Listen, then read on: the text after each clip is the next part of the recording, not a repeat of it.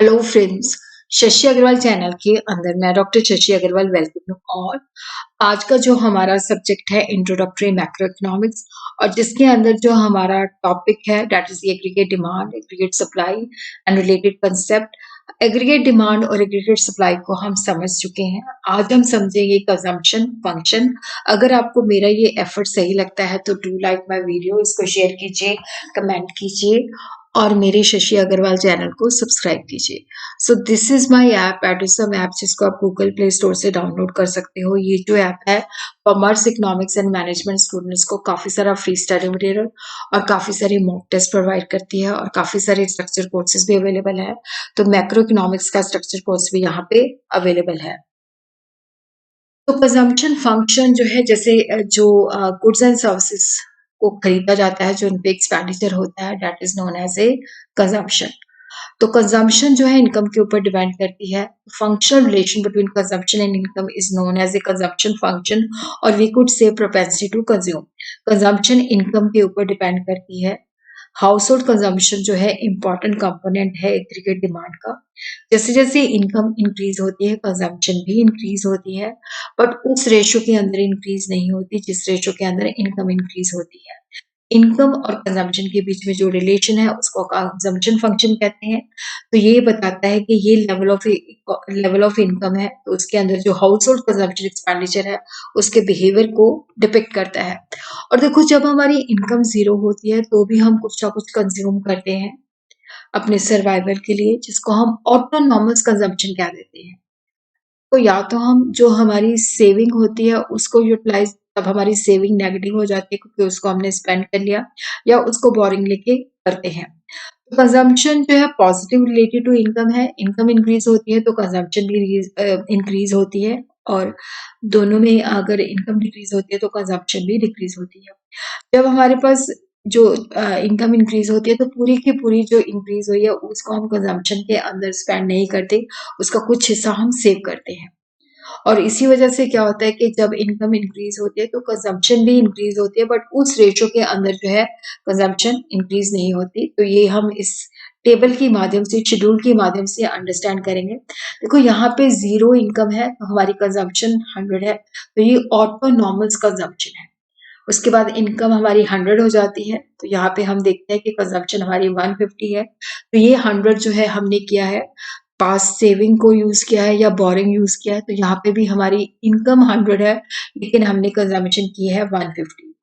तो जब हमारी इनकम 200 हो जाती है तो हमारी कंजम्पशन बराबर होती है उसके। तो यहाँ पे देखो, यहाँ पे जो है हम अपनी पुरानी सेविंग को यूज करते हैं, नेगेटिव सेविंग होती है।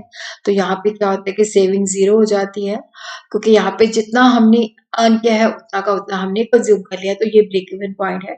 उसके बाद हम देखते हैं कि इनकम तो राइज करती है 100 के साथ, लेकिन कंजम्पशन हमारी राइज करती है 50 के साथ। जिस रेशो में इंक्रीज होती है इनकम, उस रेशो के अंदर हमारी कंजम्पशन इंक्रीज नहीं होती। बट ये है कि इनकम इंक्रीज होती है तो कंजम्पशन भी इंक्रीज होती है, तो पॉजिटिव रिलेशन है। तो इस तरह से हम इसको ग्राफिकली डिपिक्ट कर सकते हैं। तो यहाँ पे हम लेते हैं इनकम, तो यहाँ पे हम लेते हैं कंजम्पशन। तो यहाँ पे हम देखते हैं कि 200, तो यहाँ पे हम देखते हैं कि हमारी जो ये ब्रेक इवन पॉइंट है जहाँ पे हमारा कंजम्पशन एक्सपेंडिचर और इनकम जो है बराबर है। उससे पहले देखो क्या होता है कि इनकम जो है हमारी जीरो इनकम के अंदर भी हम कुछ ना कुछ स्पेंड कर रहे हैं, तो ये हमारी ऑटोनॉमस कंजम्पशन है। तो यहाँ इसके बाद हम देखते हैं कि इनकम इंक्रीज होती जाती है लेकिन कंजम्पशन भी इंक्रीज होती है, बट उस रेशो में इंक्रीज नहीं होती, तो कंजम्पशन कर्व नीचे लाई करता है। और ये जो इनके अंदर जो गैप होता है वो सेविंग होती है। कंजम्पशन का कर्व जो होता है वो पॉजिटिव होता है क्योंकि कंजम्पशन एंड इनकम के बीच में पॉजिटिव रिलेशन होता है। और प्रोपेंसिटी टू कंज्यूम या कंजम्पशन फंक्शन को हम इस तरह से भी डिफाइन कर सकते हैं, schedule showing the various amount of consumption which correspond to different levels of income. जैसे यहाँ पे मैंने बताया कि ये डिफरेंट लेवल्स ऑफ इनकम है और डिफरेंट, तो उस पे हमने देखा कि किस तरह से लोग जो है स्पेंड करते हैं। कंजम्पशन और इनकम के बीच में जो फंक्शन रिलेशन है, इसका मतलब है कंजम्पशन इनकम के ऊपर डिपेंड करती है, जिसको कंजम्पशन फंक्शन या प्रोपेंसिटी टू कंज्यूम कहते हैं। और जैसे ही लोगों की इनकम इंक्रीज होती है तो कंजम्पशन एक्सपेंडिचर भी इंक्रीज होता है, बट उस रेशियो में इंक्रीज नहीं होता है जिस रेशियो के अंदर इनकम इंक्रीज होती है। तो propensity to consume means a schedule जो हमें लेवल ऑफ कंजम्पशन बताता है, different levels of income in the economy. तो प्रोपेंसिटी टू कंज्यूम के दो एस्पेक्ट्स है, दो कंपोनेंट है, एक एवरेज प्रोपेंसिटी टू कंज्यूम और सेकंड जो है मार्जिनल प्रोपेंसिटी टू कंज्यूम, जिसको हम वन बाय वन करके अंडरस्टैंड करेंगे। तो यहाँ पे हम देखते हैं कि average propensity to consume refer to the ratio between consumption and corresponding total income. जो एवरेज प्रोपेंसिटी टू कंज्यूम है that establish the relation between the consumption and income, जिसको हम सी अपॉन वाइस के रूप में एक्सप्रेस कर सकते हैं। मान लो अगर हमारी इनकम जो है 100 है, अगर इनकम 100 है तो कंजम्पशन 70 है, अगर तो ये हो जाएगा 70 डिवाइडेड बाय 100। तो इसको हम परसेंटेज में भी बता सकते हैं इस तरह से 0.7 या 70%। ये वैल्यू जो होती है हमेशा 0 और 1 के बीच में होती है। तो यहाँ पे हम एवरेज प्रोपेंसिटी टू कंज्यूम देखते हैं कि इनकम 100 है, कंजम्पशन 80 है, तो 80 अपॉन 100। तो यहाँ पे हम देखते हैं कि एवरेज प्रोपेंसिटी टू कंज्यूम जो है 0.8 है। उसके बाद इनकम राइज कर जाती है 150, कंजम्पशन है 105, तो ये है 0.7। फिर इनकम राइज होती है 200, तो यहाँ पे हमारी कंजम्पशन है 120, तो 120 अपॉन 200 0.6। एक सीमा के बाद एवरेज प्रोपेंसिटी टू कंज्यूम हमारी जो है कम होनी शुरू हो जाती है। तो हम ग्राफिकली भी इस तरह से शो कर सकते हैं। तो ये देखो जो कंजम्पशन कर्व है वो 0 से कभी भी स्टार्ट नहीं होता, क्योंकि ये जो होती है ऑटोनॉमस कंजम्पशन होती है। ये जो है कंजम्पशन और इनकम के बीच में रिलेशनशिप को एक्सप्रेस करता है।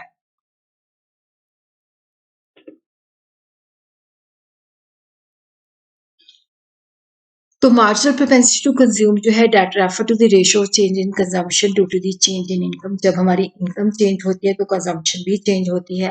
तो वो जो रिलेशन है कि change in consumption due to change in income, उसको हम एमपीसी कहते हैं, मार्जिनल प्रोपेंसिटी टू कंज्यूम कहते हैं, जिसको हम delta C upon delta Y के रूप में एक्सप्रेस करते हैं।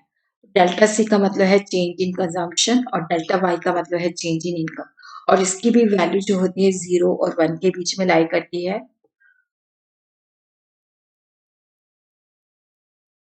यहाँ पे हम देखते हैं कि जो देखो यहाँ पे ये हमारी पहले इनकम थी 80, तो यहाँ पे हमारी क्या है, जब हमारी सॉरी इनकम थी 100 तो हमारी जो बेसिकली हमारी जो कंजम्पशन थी 80, लेकिन उसके बाद हमारी इनकम जो है चेंज होती है 100 से 200 हो जाती है, लेकिन जो हमारी कंजम्पशन है वो 140 है।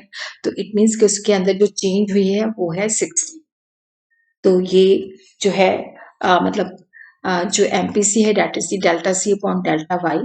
तो चेंज इन कंजम्पशन जो है 60 है और उसको हमने चेंज इन इनकम से डिवाइड कर दिया, तो ये 0.60 है। तो यहाँ पे जब हम एमपीसी का मतलब है refer to the rate at which consumption increase in response to the given increase in income.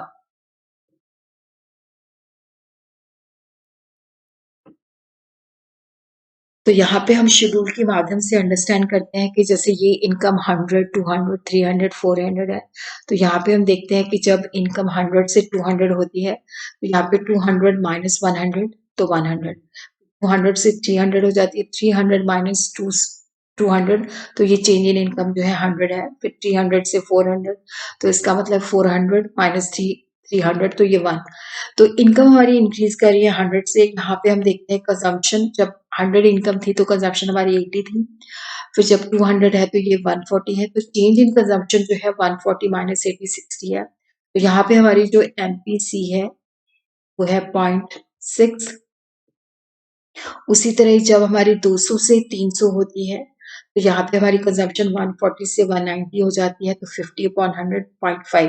तो जैसे जैसे हमारी इनकम इंक्रीज होती है कंजम्पशन भी इंक्रीज होती है, बट उस रेशो से नहीं। तो हम देख रहे हैं हमारी एमपीसी कम हो रही है। फिर उसके बाद 400 हो जाती है तो यहाँ पे हमारी कंजम्पशन 230 हो जाती है। उसके अंदर चेंज इन कंजम्पशन जो है 40 डिवाइडेड बाई 100, तो ये 0.4 है।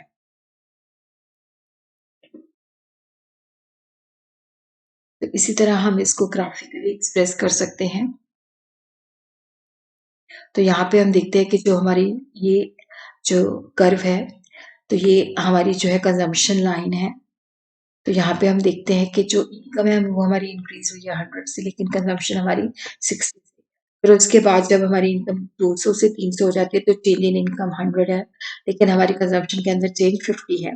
उसी तरह जब हमारी इनकम 300 से 400 हो जाती है तो कंजम्पशन हमारी इंक्रीज होती है 40 से। तो हम देखते हैं कि इनकम और कंजम्पशन का पॉजिटिव रिलेशन है, इनकम बढ़ती है तो कंजम्पशन भी बढ़ती है, बट उस रेशियो से नहीं, एमपीसी आगे से कम होती जाती है। तो इसको हम मैथमेटिकली भी इस तरह से एक्सप्रेस कर सकते हैं, C consumption is equal to, this is the C के ऊपर जो बार है that is the autonomous consumption, जो इनकम के ऊपर डिपेंड नहीं करती। अगर हमारी इनकम जीरो है तो भी हम कुछ ना कुछ स्पेंड करते हैं। और बी जो है that is the MPC, that is the change in consumption, change in income. और वाई जो है हमारी इनकम है।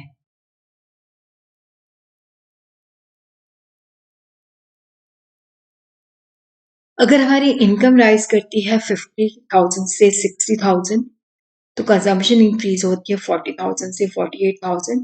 तो मार्जिनल प्रोपेंसिटी टू कंज्यूम की वैल्यू क्या होगी? तो पहले हम, पता है हमें एमपीसी जो है that is equal to change in consumption delta C upon delta Y. तो यहाँ पे हम देखते हैं कि हमारी कंजम्पशन 40,000 से 48,000 होती है, तो चेंज इन कंजम्पशन 8,000 है, बट चेंज इन इनकम जो है 60,000 माइनस 50,000, तो 10,000 है। तो 8,000 डिवाइडेड बाई 10,000, तो ये 0.8 आ जाती है।